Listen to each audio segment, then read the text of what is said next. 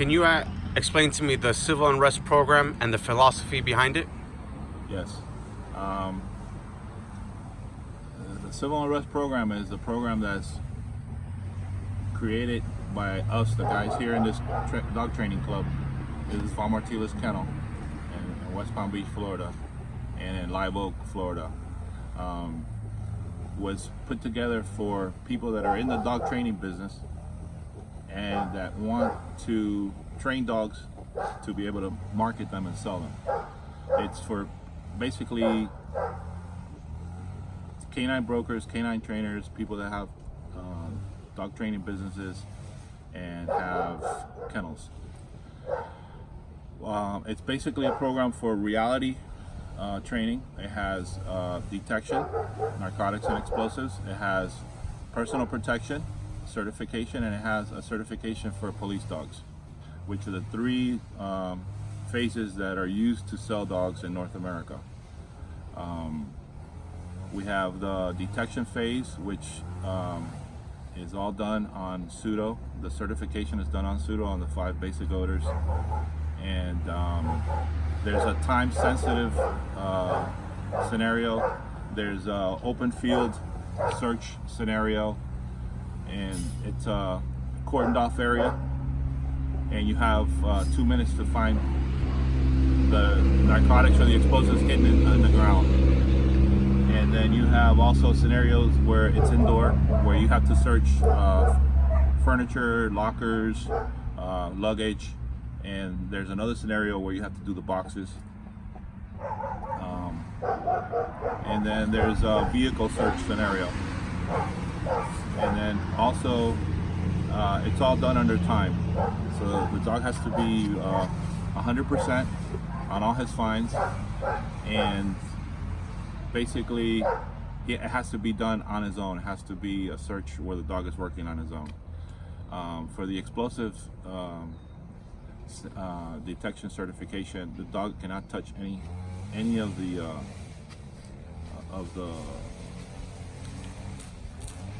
the articles that he's searching. He has to be 100% as far as indications on. He has to work on a cordoned off area, and it's also under time. The certifications are pass or fail. There's no podium, there's no first, second, or third for all 3 phases. Basically, it's you and your canine against the rule book. For the personal protection phase of the certification, you have, first of all, a civil aggression test that you have to pass, which proves that your dog is not equipment oriented.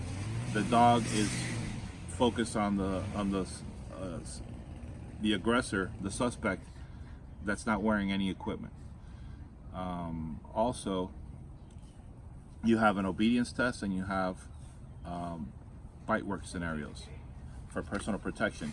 It's in the bite work of the protection canine, and in the bite work for the urban canine, which is the police dog certification, which I'll get into later, you have 3 types of bite work scenarios. You have scenarios that are done in the suit, you have scenarios that are done with a sleeve, and you have scenarios that are done with hidden sleeves. It's not all done in a suit like in sport, and it's not all done in the sleeve like in Schutzen, and it's not, all done civilly, because there's some scenarios that we might want to test, where it could be situations where you need to be fully protected.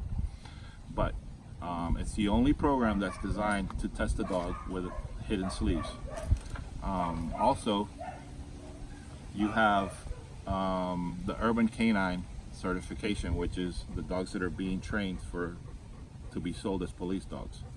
You have at the beginning you have a 5-minute courage test on the table, and this is done with a decoy that's dressed civilly, no equipment, and hidden sleeve. And the dog is really pushed to the limit to make sure that he has the fighting abilities to be able to confront a person and stay on him, and be tested as far as his genetics. If he passes that 5-minute civil aggression test on the table, then he can go to certify in the obedience phases, and then in the bite work phases, which is composed of different scenarios. You have handler defense scenarios, you have wooded area searches, you have building searches, you have vehicle stop scenarios. It's focused specifically for North American police work, and the scenarios that are going to be confronted with in that type of scenario, bite work out in the streets in North America. So if the dog passes the certification, then the dog will have the urban canine certification for the civil unrest program, which is going to be a very difficult one to pass, and your dog has to have a high level of training to be able to acquire that certification. Now, you have the 3 phases. You have the detection, you have the personal protection, which is the protection canine certification, and then you have the urban canine certification, which is the police dog certification. When people come to your civil unrest club to train, you don't have to do all 3. You can pick, okay, I'm gonna focus these dogs on the detection phase, or you can take the dogs that can only do personal protection and can't do police work, and focus on the personal protection phase, the protection canine phase. Or you can take the dogs that you want to sell as police dogs and develop those and train those for the urban canine program. Now you can do dual purpose also. You can do urban canine with either narcotics or explosives and try to certify them both. So that's basically the program. Now the philosophy behind it is developing solid working dogs, to have a place where you can go train, where you can go train your dogs for scenarios that are being needed and used, and reality scenarios for people that are interested in buying personal protection dogs, people are interested in buying police dogs, and for governmental use for detection. Now, the reason why we have the certifications is because there's a lot of companies that have security companies, and they have detection services, explosive detection services and narcotics detection services, and they don't have to have the DoD certification to be able to acquire a job, but you need your dog to be certified in order to, and your handler to be certified in order to send them out to a job, for example, at a private company, a security company with, let's say, a halfway house that needs narcotics detection dogs. Or let's say you have an explosive detection job for a warehouse that's exporting or importing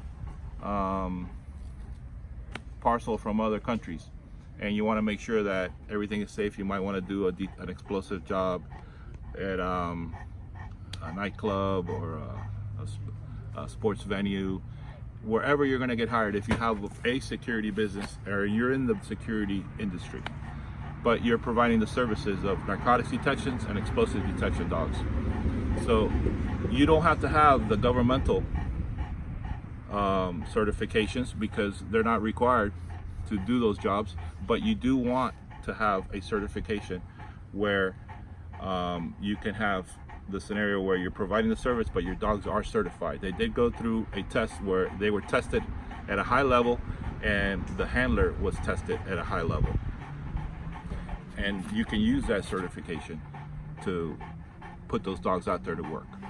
That's one of the main reasons for the certifications. Now, also, the personal protection certification will help you in a scenario if you're using your dog as a personal protection dog in your home, and your dog bites someone. You're not going to be accused of the dog being, how would you say, your dog being a vicious dog. No, nobody can accuse you of having a vicious dog and a dangerous dog, because you have your civil unrest protection canine certification to prove that your dog has been trained specifically to protect and defend you and your home. Your dog is a trained canine in obedience and in protection.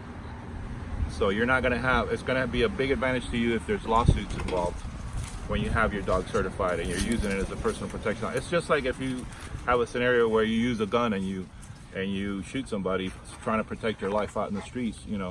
You want to show that you took a course, your gun is registered and you're legally using a weapon to protect yourself. It's the same thing with a dog. Also, the urban canine certification comes in handy when you want to sell the dog already certified, or you want to use the dog to produce other dogs.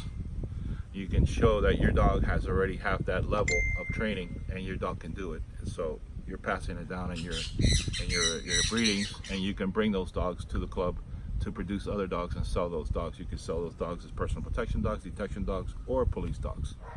So basically, it's a system where you have clubs all around the country or all around the world that are coming to train, not sports scenario, not scenarios that aren't realistic and aren't going to be used in the real world, but you're investing all the time that you have to train your dogs into protecting the handler, doing building searches, doing vehicle protection, home protection,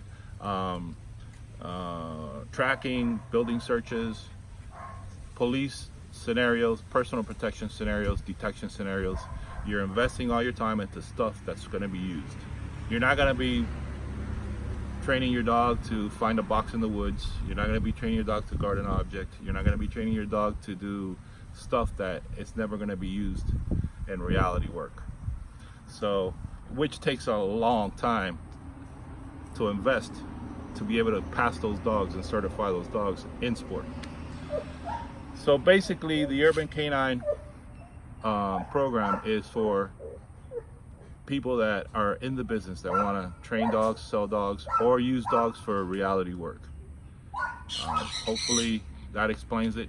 If there's any questions, you can email me at the website civilunrest.club, and I'll be happy to answer all your questions. This is Gus Artiles. Thank you very much.